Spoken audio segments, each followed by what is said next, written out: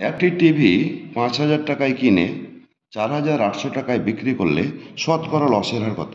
দেখো, আগের অঙ্কগুলো আমি শতকরা লাভের হার বলেছিলাম। এবার এই অঙ্কটাই কি বলছে, শতকরা লসের হার কত? তাহলে দেখো কি কি দেওয়া আছে। ক্রয় মূল্য দেওয়া আছে। তাহলে দেওয়া আছে ক্রয় মূল্য। ক্রয় মূল্য সমান কত বলছে?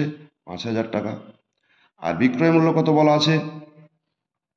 দেখো, বিক্রয় মূল্য সমান দিয়ে আছে কত? ৪,৮০০ টাকা। তাহলে লস সমান কি? লস সমান ক্রয় মূল্য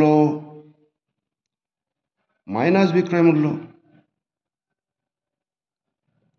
হলো, তাহলে ক্রয় মূল্য কত? ৫,০০০ টাকা। বিক্রয় মূল্য কত টাকা? ৪,৮০০ টাকা। তা লস কত টাকা হলো? ২০০ টাকা লস। লস হলো ২০০ টাকা। এবার শতকরা লসের ফর্মুলা কি?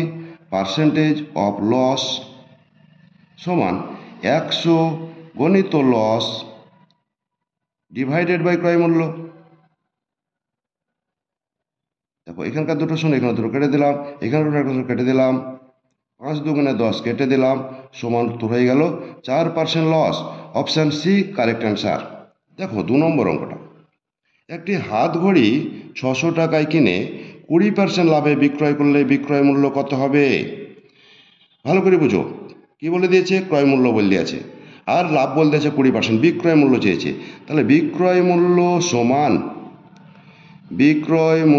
সমান ১০০ প্লাস লাভ ডিভাইডেড বাই ১০০ ইন্টু ক্রয় মূল্য। তাহলে কত?